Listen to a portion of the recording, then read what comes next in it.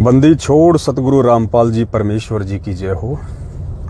परमपिता परमात्मा सारी सृष्टि के रचनहार, कुल मालिक, असंख्य ब्रह्मांडों के स्वामी, जगत गुरु, तीनों लोकों में प्रवेश करके सबका भरण पोषण करने वाले संत शिरोमणि सतगुरु रामपाल जी परमेश्वर जी के चरण कमल में देश विदेश से हम सभी सत्सेवक भाई बहनों का कोटि कोटि दंडवत प्रणाम।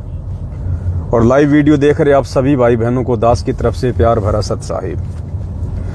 पुण्यात्माओं, दया है परमपिता परमेश्वर जी की, जो इस कलयुग की बिचली पीढ़ी में सतगुरु रामपाल जी भगवान ने आप और हम सभी आत्माओं के ऊपर साध संगति की मेहर बख्शी है।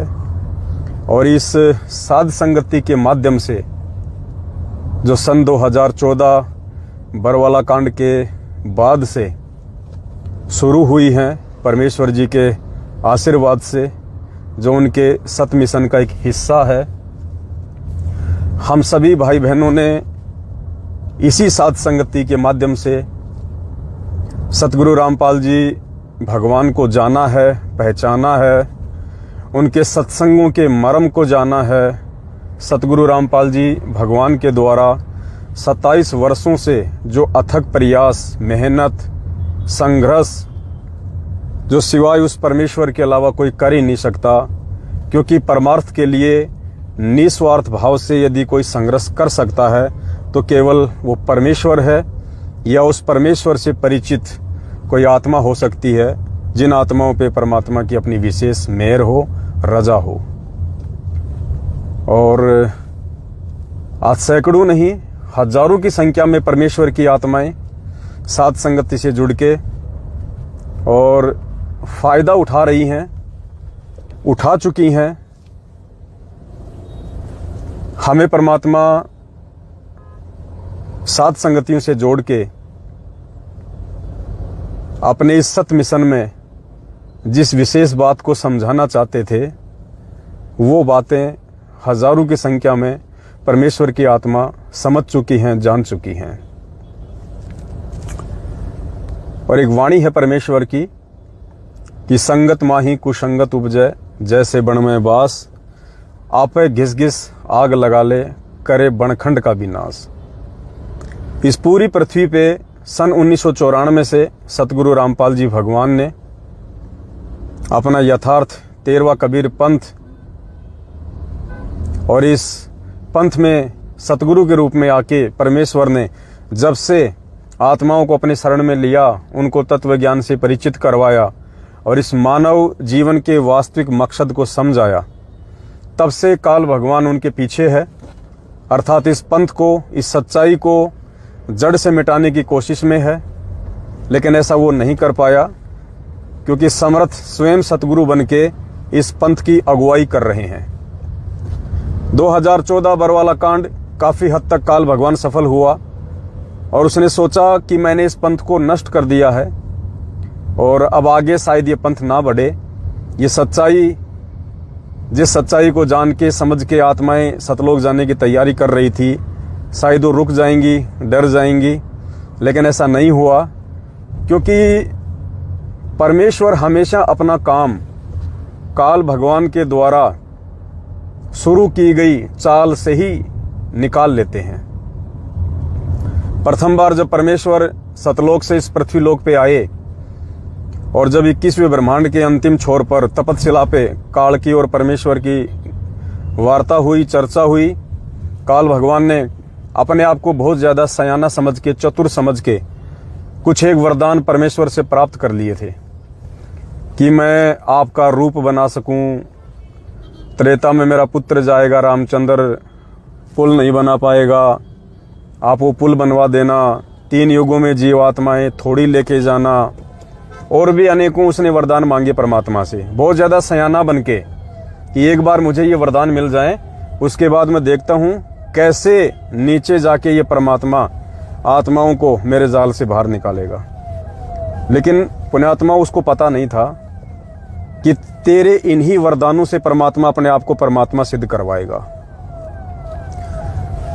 त्रेता युग में जब रामचंद्र जी से पुल नहीं बन रहा था, हर प्रकार से परेशान, दुखी, उस समय मुनिंदर रूप में परमात्मा गए और पुल बनाया। आज पुण्यात्माओं वो उदाहरण भक्ति मार्ग में हमारे को दृढ़ करता है कि वास्तव में श्री रामचंद्र जी पूर्ण परमात्मा नहीं थे, भगवान नहीं थे, सर्वशक्तिमान नहीं थे, और ना ही इनका पिता काल सर्वशक्तिमान है, पूर्ण परमात्मा है। अगर काल के पास भी समुद्र के ऊपर पुल बनाने वाली कोई सिद्धि होती, अगर उसके पास ऐसी कोई शक्ति होती, तो इस काम के लिए वो परमात्मा के आगे हाथ न फैलाता। इसलिए आज वो सारे के सारे एग्जाम्पल, वो उदाहरण जो काल भगवान ने अपने स्वार्थ के लिए मांगे थे सयाना बन के, लेकिन परमेश्वर को पता था कि इसकी भी इच्छा पूर्ति हो जाएगी और इसी के द्वारा मांगे गए वरदानों से मैं वो काम करके दिखाऊंगा कि कलयुग की पिछली पीढ़ी में मेरी जो अधिकारी आत्माएं होंगी वो आत्माएं मुझे परमेश्वर के रूप में स्वीकार करेंगी। तो काल भगवान ने सोचा कि 2014 में अब ये पंथ समाप्त हो चुका है, अब यहां से कोई सत्यता आगे नहीं बढ़ेगी, ये मार्ग आगे नहीं बढ़ेगा। लेकिन ये उसकी छोटी सोच थी, नादान सोच थी। क्योंकि काल क्या करता है, उस परमेश्वर की वाणी के अनुसार कि संगत माही कुसंगत उपजे जैसे बन में बांस। तो एक अच्छी संगत परमात्मा सन 1994 से अथक प्रयास करके तैयार कर रहे थे सतलोक आश्रम बरवाड़ा में, करोथा में। लेकिन उस संगत में कुसंगत उपजाने का काम इस काल भगवान ने किया, अपने एजेंटों को निमित्त बना के। और एजेंट कौन? उसी पंथ के लोग जो मर्यादा तोड़ चुके थे, जो गुरु के वचनों पे नहीं चलते थे। कौन लोग? स्वयं सतगुरु रामपाल जी भगवान का कलयुगी परिवार, उनके भाई बंधु रिश्तेदार, जो लोग आश्रम में सेवादार थे, कोऑर्डिनेटर थे। उन्हीं लोगों की मर्यादाएं टूट चुकी थी। आश्रम में रहते सहते वो गुरु को भगवान नहीं मान पाए थे, उनके वचनों में नहीं चल रहे थे और गुरु के भाई के वचनों को अधिक महत्व दे रहे थे। तो काल का दाव लग गया, क्योंकि परमेश्वर की वाणी है कि जब तक हंसा हमरी आना, काल लगे ना तेरा बाणा। उसके बाद परमात्मा ने एक मौका दिया सर्व संगत को, साध संगतियां शुरू करवा के, कि साध संगतियों के माध्यम से मेरे बच्चे पुनः इकट्ठे होंगे और जो अधिकारी आत्माएं होंगी इस लाखों की भीड़ में से, वो आत्माएं छट छट के और साध संगतियों से जुड़ेंगी और अपने आत्म कल्याण के लिए आगे बढ़ेंगी। ऐसा ही हुआ। 5-6 वर्षों से साध संगतियां चल रही थी, लेकिन काल भगवान को कहाँ अच्छा लगा ये सब। जहां इस परमात्मा का मार्ग आगे बढ़ता है, जहां पे साध संगतियां होती हैं, जहां पे सत्यता होती है, वहीं तो इसने कुसंगत पैदा करनी होती है। तो बीच बीच में इसने प्रयास किए। पहले संजय दिल्ली वाला था, पहले मेरठ में आता था, सही था, लेकिन फिर उसने अपनी बकवास शुरू करी, अपने आप को नानक जी की आत्मा साबित करने में लग गया। कुछ आत्माएं उसके जाल में फंस गई, वो अलग हुआ। उस समय लोगों को लगा कि भाई ये तो सब कुछ ऐसा ही चल रहा है, कमाल के जैसे काम हो रहे हैं। लेकिन परमात्मा ने दास को निमित्त बना के फिर साथ संगतियों को आगे बढ़वाया मेरठ से। थोड़े दिनों बाद वे पंजाब से हमारा भाई था एक करण दास, काफ़ी भगत भाई बहन उसके संपर्क में थे। फिर उसके मन में क्या अहंकार जागा, क्या मान बढ़ाई उत्पन्न हुई, वो साथ संगतियों से दूर हुआ। कुछ भाई बहनों ने सोचा कि लो जी, ये साथ संगतियां थोड़ी बहुत आगे बढ़ रही थी, अब इनमें भी आपस में फूट पड़ गई। वो भी चला गया, कोई फर्क नहीं पड़ा। फिर साथ संगतियां तेजी से आगे बढ़ी। 2020 आ गया। फिर काल भगवान ने देखा भाई साथ संगतियां तो रुक नहीं रही, परमेश्वर की आत्माएं जो मोक्ष चाहती हैं वो तो लगातार साथ संगतियों में आ रही हैं। फिर उसने एक कानपुर से रामचंद्र को निमित्त बनाया अपने एजेंट के रूप में। उसने काफ़ी बकवाद करी 1-1.5 साल, किसी के ऊपर कोई असर नहीं हुआ। उसके बाद फिर मेरठ वाले भगत थे, उनको निमित्त बनाया काल ने, उनसे भी कोई फर्क नहीं पड़ा।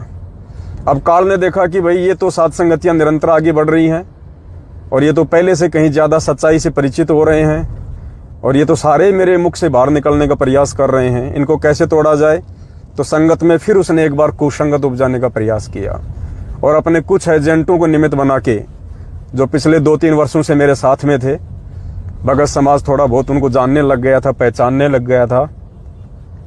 क्योंकि काल क्या करता है पुण्यात्माओं, काल को पता है कि जगत वाले इन भक्तों को नहीं तोड़ सकते। अगर भक्तों को तोड़ना है, आपस में राग द्वेष ईर्ष्या पैदा करना है, संगत में कुसंगत उत्पन्न करनी है, तो इन्हीं के बीच में से कुछ लोगों को निमित्त बना के करवाया जा सकता है। तो वो क्या करता है, अपने एजेंटों को पहले ही भगत के रूप में भेज देता है और कुछ दिन वो लोग रहते हैं। अच्छा खासा उनका व्यवहार, उनका दिखावा, बोलचाल ऐसा लगता है जैसे बिल्कुल भगत। और कुछ दिनों बाद जब कुछ 150 लोग उनके ऊपर आश्रित हो जाते हैं, उनकी बातों को महत्व देने लग जाते हैं, फिर काल उन आत्माओं के माध्यम से बकवाद शुरू करवा देता है। और उस बकवाद में 5-10 कुछ जो मंदबुद्धि प्राणी होते हैं वो सात संगतियों से हट जाते हैं उस मार्ग से। तो काल ने ऐसा ही किया। 2-4 लोग जो मेरे साथ में थे, कुछ एक जयपुर से थे, कुछ एक हरियाणा से थे, 2-3 साल मेरे साथ में थे, कोई साल 6 महीने से मेरे साथ में था। सात संगतियों में आते थे, जाते थे। तो भगतों ने थोड़ा विश्वास कर लिया कि भाई ये पवनदास जी के साथ में हैं, अच्छे भगत होंगे। और अब काल ने उन्हीं को निमित्त बना के संगत में कुसंगत पैदा कर दी। और जो उनको एक बहुत अच्छे भगत की दृष्टि से देखा करते थे, कुछ आसक्ति उनमें हो गई थी, जो उनके पक्ष में हो गए थे, उन 2-4, 5-10 भक्तों को वर्तमान में वो तोड़ने का पूरा प्रयास कर रहा है। अगर उन भक्तों पे परमात्मा की मेहर नहीं होगी, अगर वो मर्यादा में नहीं होंगे, तो उनके चक्कर में आके वो सात संगति से दूर हट जाएंगे। कुछ दिन बकवाद करेंगे, पहले भी लोग करते आए हैं, लेकिन बिगाड़ कुछ नहीं पाए, क्योंकि ये परमात्मा का मार्ग है।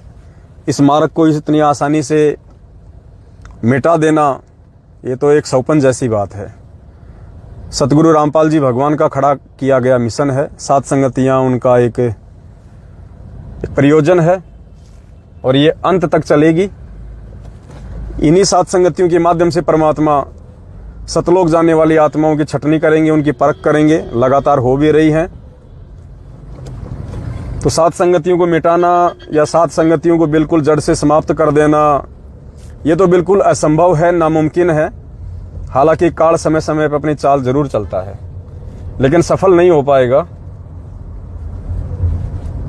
बहुत सारे भगत भाई बहन दास को मैसेज कर रहे थे कि भगत जी, कुछ काल प्रेरित लोगों ने सात संगतियों में जो गंदगी फैलाने का कुप्रयास किया है, उसके ऊपर आप जी को 2 शब्द बोलने चाहिए। तो दास ने उनको कहा कि देखो भाई, हमारा मकसद क्या है। हमारा मकसद है लोगों को सच्चाई से परिचित करवाना। हमारा मकसद है इस परमेश्वर के मार्ग में प्यार प्रेम के साथ में आगे बढ़ना, राग द्वेष करने वालों को छोड़ देना और लगातार परमात्मा के इस मार्ग में आगे बढ़ना। फिर भी कहा कि भगत जी, आप कुछ तो बोलो, 2 शब्द तो बोलो, क्योंकि काफी भगत भाई बहन जो है भ्रमित होते जा रहे हैं। तो दास ने कहा, भाई भ्रमित वो होगा जो मंद बुद्धि होगा। जो मंद बुद्धि होगा वो भ्रमित होगा। परमेश्वर का जो ज्ञान आधारी भगत है वो भ्रमित नहीं हो सकता, क्योंकि परमात्मा कहते हैं कि जय कंचन बिष्टा पड़े, घटे न ताको मोल। सोने को अगर टट्टी में डाल दिया जाए तो उसकी कीमत कम नहीं होती है। तो जो सच्चे भगत होंगे परमात्मा के, जो ज्ञान को आधार बना के साथ संगति से जुड़े होंगे, वो तो भ्रमित नहीं हो सकते। और जिन पे परमात्मा की दया नहीं है, जिन पे परमात्मा की ही मेहर नहीं है, उनको तो वैसे भी परमात्मा ने सात संगतियों से बाहर करना है, क्योंकि वो गंध है, वो बकवादी लोग हैं। आज नहीं तो कल वैसे भी वो सात संगतियों से दूर हटेंगे। फिर भी दास लाइव आया है, थोड़ा सा ज्यादा समय तो लाइव नहीं आ पाऊंगा, लेकिन दास केवल इतना ही कहेगा कि भाई, जब हमें पूर्ण विश्वास है कि हम सही हैं और हम मनमुखी रूप से नहीं, बल्कि सतगुरु रामपाल जी भगवान जी के द्वारा खड़े किए गए हैं, उन्होंने निमित्त बनाया है हमें सात संगतियों के लिए, लगातार उनका आशीर्वाद है, उनकी मेहर हमारे साथ में है, तो हमें कोई फर्क नहीं पड़ता है कि कौन सात संगति से बाहर निकल रहा है, कौन सात संगति से जुड़ रहा है। हम कोई बायोडाटा इकट्ठा करने के लिए नहीं आए हैं। हम जो संदेशे हैं परमेश्वर के, वो उनकी आत्माओं तक पहुंचाने के लिए हैं। कोई आएगा तो अपने लिए आएगा, कोई जाएगा तो अपनी छोटी सोच के आधार से जाएगा। हमें कोई फर्क नहीं पड़ना चाहिए इन बातों का। और जब हम सही हैं तो फिर हमने अपने आप को सही साबित करने की भी आवश्यकता नहीं है। जो व्यक्ति अपने आप में सही है फिर उसको सही साबित करने की आवश्यकता नहीं है दुनिया के सामने। दुनिया क्या सोचती है, भगत लोग क्या सोचते हैं, क्या सोचेंगे, क्या बोलेंगे, इन चीजों का कोई फर्क नहीं पड़ता है। एक बहन ने दास के पास एक वीडियो भेजा था कल, छोटा सा। उस वीडियो ने काफी कुछ समझाया है दास को। आप लोगों को भी समझ में आएगा कि यदि हम सही हैं तो दूसरों के सामने हमने अपने आप को सही साबित करने की आवश्यकता नहीं है। हमने केवल परमेश्वर की नज़रों में सही रहना है। भक्तों की नज़रों में हम सही रहें या बेकार रहें, इसे कोई फर्क नहीं पड़ता है। दो जानवर थे, वो दोनों जानवर किसी तालाब के किनारे पानी पीने के लिए जा रहे थे। तो उनमें से एक ने कहा कि भाई देखना, मगरमच्छ है। क्योंकि मगरमच्छ जो है वो पानी में सिर दे के बैठा हुआ था, किनारे पे घात लगा के बैठा हुआ था, और मगरमच्छ की जो कमर का हिस्सा था जो कि लकड़ी के जैसा दिखाई देता है, वो थोड़ा बाहर बाहर दिखाई दे रहा था। तो एक जानवर ने कहा कि भाई ये मगर है, मगर है। तो दूसरे ने कहा कि नहीं नहीं, लकड़ी है, लकड़ी, लाकड़ो, मतलब जो मोटा पेड़ होता है ना, और उसके जो छिलके होते हैं जो सूख जाता है, मगरमच्छ भी वैसा ही दिखाई देता है। तो उसने कहा कि नहीं नहीं, ये तो लाकड़ो है, लकड़ी है, मोटो लाकड़ो है। तो उसने फिर कहा कि नहीं नहीं, मगर है, मगरमच्छ है। उसने कहा नहीं, लाकड़ो है, लाकड़ो। तो जिसको कन्फर्म था कि ये मगरमच्छ है, उसने बेवकूफी करी और उसने क्या किया, एक छोटा सा पत्थर का टुकड़ा उठा के और उस मगरमच्छ के ऊपर मारा और बोला देख देख, मगर है, मगरमच्छ है। वो दूसरा फिर बोला कि नहीं नहीं, लाकड़ो है, लाकड़ो। फिर उसने क्या किया, एक लकड़ी उठाई और मगरमच्छ के ऊपर मारी, बोला देख देख, मगर है, मगर। वो साथी बोला नहीं नहीं, लाकड़ो है, लाकड़ो। उसने फिर क्या किया, और उस मगरमच्छ के नजदीक गया और थोड़ा सा पानी अपने पैर से उठा के मगरमच्छ पे मारना शुरू किया, बोला देख देख, मगर है, मगरमच्छ है। वो साथी बोला नहीं नहीं, लाकड़ो है, लाकड़ो। अब जिसको पता था कि ये मगरमच्छ है, वो फिर अंत में मगरमच्छ के ऊपर जाके बैठ गया और पैरों से फुदकने लगा और बोला देख देख, मगर है, मगर।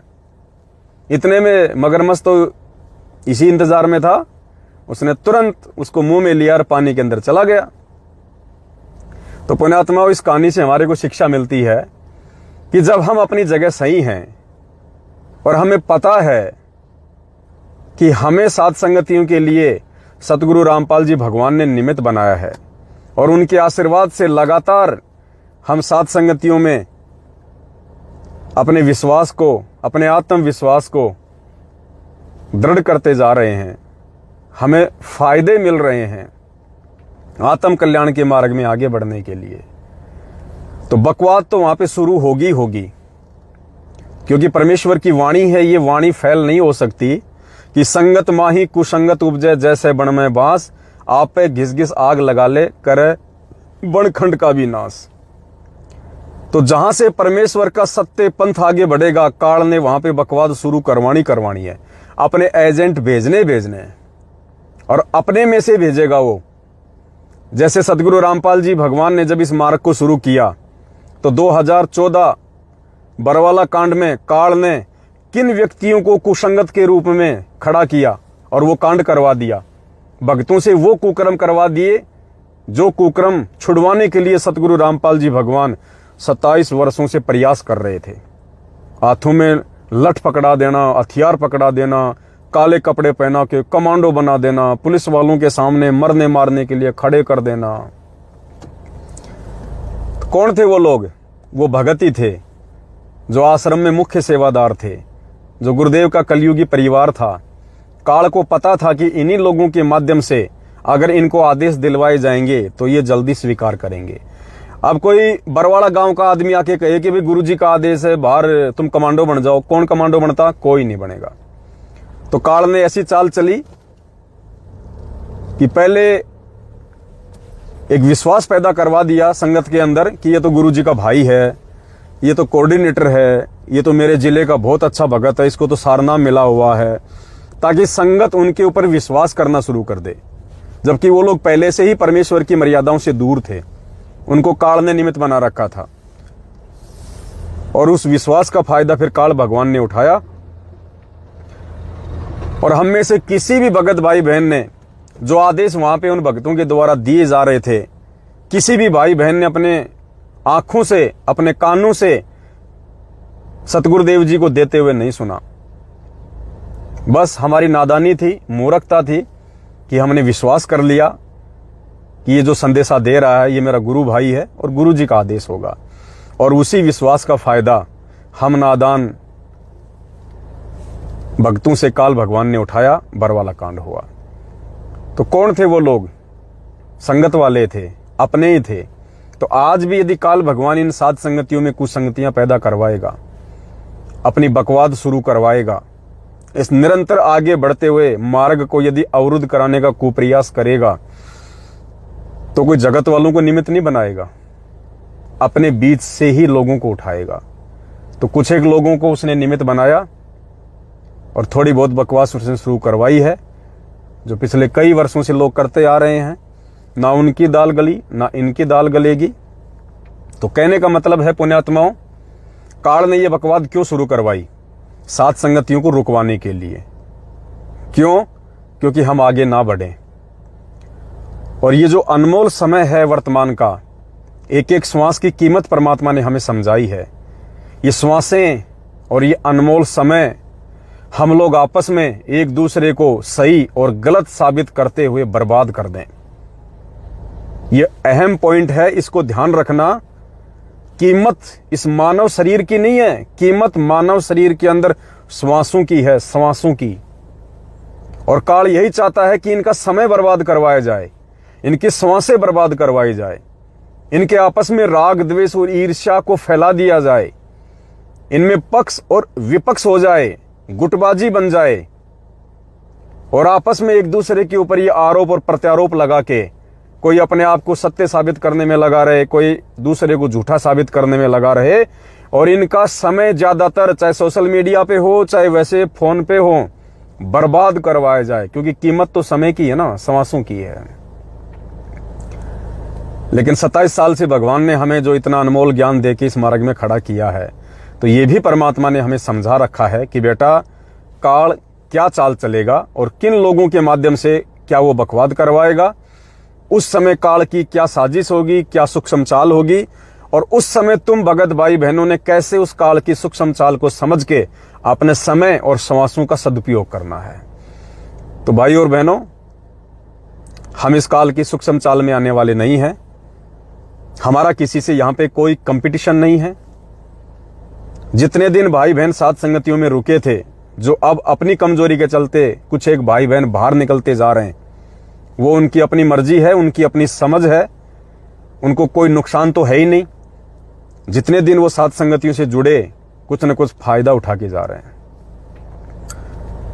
नुकसान उठा के नहीं जा रहे, वो फायदा ही उठा के जा रहे हैं। और आगे यदि वो नहीं जुड़ना चाहते हैं, नहीं रहना चाहते हैं, तो वो उनकी अपनी मौज है, अपनी मर्जी है। बाकी हम जितने भी सत्सेवक भाई बहन हैं, हमने पुण्यात्माओं अपने समय का और श्वासों का सदुपयोग करना है। काल भगवान की इस सूक्ष्म चाल को समझना है। इसी सूक्ष्म चाल को समझाने के लिए 27 साल से भगवान ने दिन रात एक कर दिए और पिछले 7 वर्षों से परमात्मा ने साध संगतियां शुरू करवाई है, ताकि हम इस सत्य मार्ग में ज्ञान को आधार बना के आगे बढ़ें अपने आत्म कल्याण के लिए।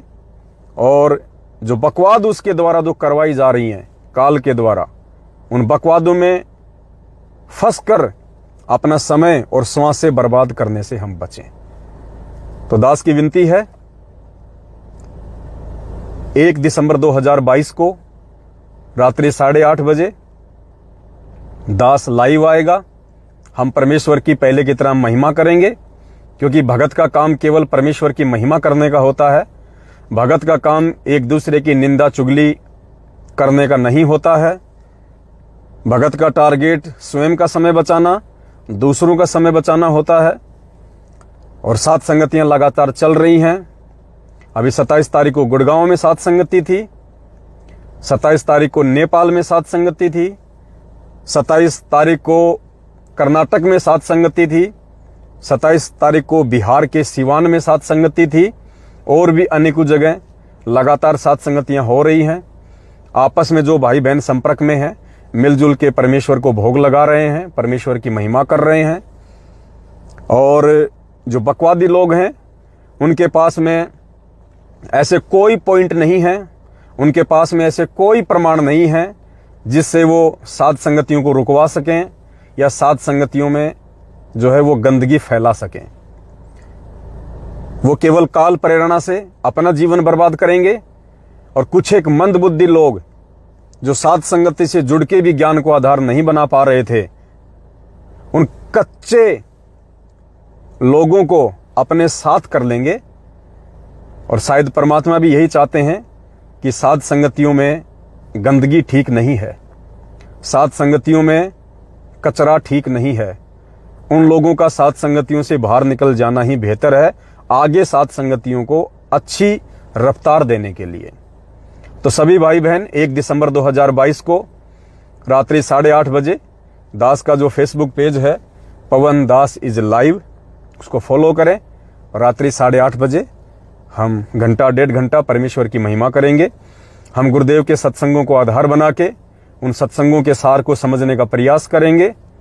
और हमने वो विश्वास और वो दृढ़ता उस आने वाले विनाशकारी समय से पहले अपने अंदर लानी है, पैदा करनी है, ताकि उस विनाशकारी समय में हम डगमग ना हो, हमारा विश्वास ना डोल जाए। दुनिया की गतिविधियों को देख के, उस भयंकर पीड़ाकारी समय को देख के, वो समय तो आना है पुण्यात्माओं, इसमें कोई दो राय नहीं है। क्योंकि उस समय के आए बिना ये दुनिया सतगुरु रामपाल जी को भगवान नहीं मानने वाली है। तो वो समय आएगा, जरूर आएगा, और हम तो उम्मीद में हैं कि वो जल्दी आ जाए।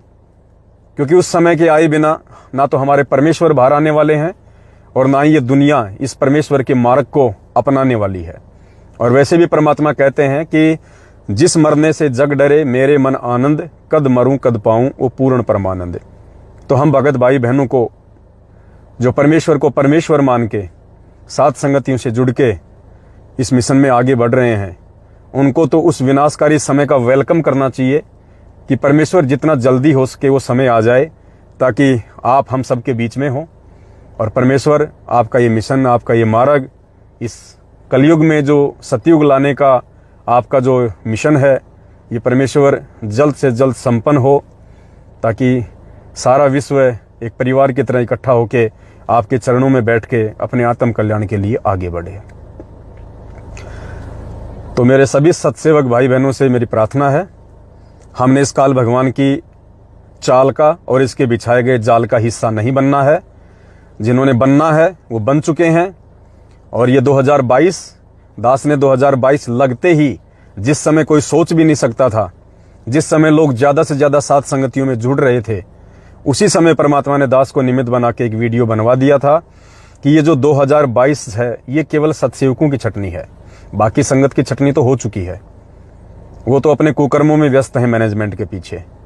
लेकिन परमेश्वर ने हजारों की संख्या में अपने बच्चों को जो 7 संगतियों से जोड़ा है, ये उनकी छटनी होगी। क्योंकि परमात्मा तो बिल्कुल जो क्रीम होगी, जो मक्खन होगा, उसको सतलोक लेके जाएगा, जिसमें कचरा होगा उसको नहीं लेके जाएगा। तो दास ने परमात्मा ने दास को निमित्त बना के पहले ये सब कुछ कहलवा दिया था। इसलिए किसी को डाउट भी नहीं होना चाहिए, किसी को शंका भी नहीं होनी चाहिए। जिस समय आप लोगों ने सोचा भी नहीं था, उस समय परमात्मा ने दास से वीडियो बनवा दिया था कि सन 2022 सत्सेवकों की छटनी है। और आप देख लीजिएगा अब जैसे जैसे 2022 के अंत का समय निकट आ रहा है, वैसे वैसे विकेट कितनी तेजी से गिरते जा रहे हैं, और ऐसे ऐसे लोग गिरते जा रहे हैं जिनको लोग जानते थे, पहचानते थे। और काल उन्हीं लोगों को क्यों नीचे गिरा रहा है? क्योंकि उनके संपर्क में 5-10 भगत भाई बहन थे, इसलिए उनकी बातों में आके वो भी नीचे गिर जाएं। तो पुण्यात्माओं, नीचे वो गिरेगा जो ज्ञान में नीचा गिरा हुआ है, और जो ज्ञान में ऊपर उठा हुआ है, जो साथ संगतियों में हलवा चाटने के लिए नहीं, नींद पूरी करने के लिए नहीं, केवल परमेश्वर की महिमा सुनने और सुनाने के लिए आया करते थे, साथ संगतियों से अपने जीवन में बदलाव लाने के लिए आया करते थे, साथ संगतियों से कुछ अर्जित करने के लिए आया करते थे, वो आत्माएं नीचे नहीं गिर सकती। वो तो इन घटनाओं को देख के और ज्यादा दृढ़ हो रही हैं कि हे परमपिता परमेश्वर, हम नीच आत्माओं पे तो मेहर रखना परमात्मा।